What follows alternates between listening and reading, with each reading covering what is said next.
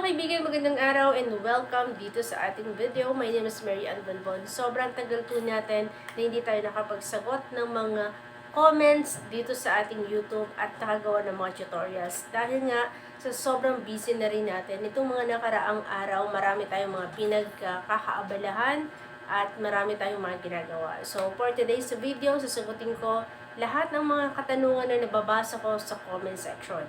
Okay, so paano daw mag-send ng star sa Reels, sa Facebook, photos, lahat. At paano daw mag-upload ng video gamit ang cellphone. Marami ako nababasa, yung iba nga may mga nagbabash pa na hindi marunong magturo. Which is hindi naman talaga ninyo pinapanood ng buo yung content natin. Okay, so ngayon, pag-uusapan at ituturo po natin yan sa inyo. Pero ang una muna natin gagawin content ay paano mag-send ng star gamit ang cellphone natin at syempre ituturo natin yan.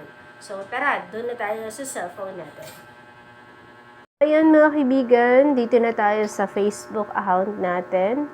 So, ito na, ipapakita ko na sa inyo paano tayo mag-send ng star and saan ba nakikita or nakukuha yung password na sinasabi ko, okay? So, make sure po na tapusin ninyo ang video para hindi po kayo mag-comment kaagad ng hindi po maganda. So, yun. Punta tayo sa Facebook, mga kaibigan. Tapos, dito sa search bar, search natin ang content creator na bibigyan natin kunwari ng star. Ayan. Click natin yan. Tapos, punta tayo dito sa video. Ayan. Itong video na to. Ayan. Ngayon, itong makikita po ninyo, ito pong star na yan, show your support. Ito po makikita ninyo ha, kapag hindi pa po monetize ang isang content creator, wala po kayong makikitang star dyan. Okay? So, kasi ang iba, tinatanong nila doon, paano daw makikita yung star? Kasi gusto nilang mag-send sa kanilang mga paboritong content creator. Once again, kapag hindi pa po monetize ang kanilang account, hindi nyo po makikita yung star icon na yan sa kanilang account.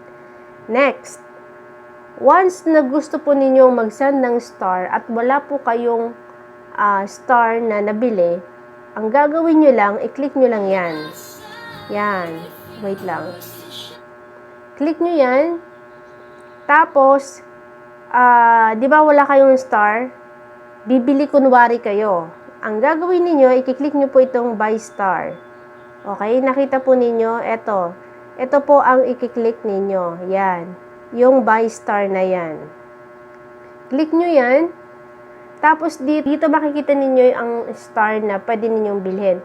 Meron po ditong pinakamura. Ayan, itong 18 pesos.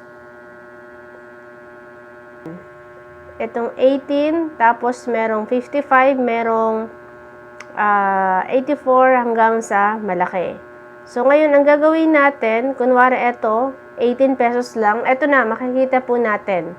Yan. Madadirect po kayo sa GCash account po ninyo, mga kaibigan. Make sure po na panoorin ninyo ng lahat or ng buo ang video para maiwasan po ang tanong ng tanong. Okay? Ngayon, ito ang GCash na sinasabi natin. Yan, GCash. Ang gagawin natin, para tayo makabili, click natin tong buy. Okay? Click natin yung buy. Kasi ang iba naguguluhan dito. Ito po ang sinasabi po natin sa inyo, mga kaibigan, dun sa ating content. Pagkakamali ko nga kasi hindi ko sinabi kung saan galing itong password na to na sinasabi ko. Okay?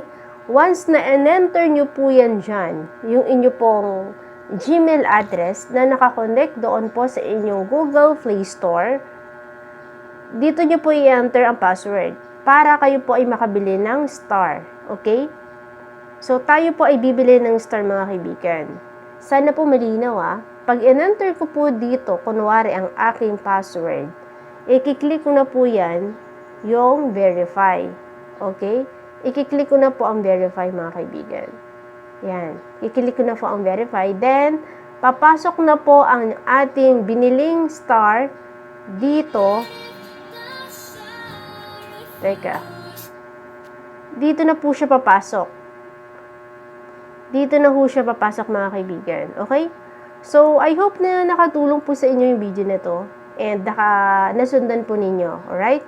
Okay mga kaibigan, yun lamang po at maraming salamat po sa inyo. Kung nagustuhan ninyo ang video na ito, huwag kalimutang i-click ang subscribe button, pati na rin ang notification bell para lagi kayong updated sa mga video natin. Salamat! Bye!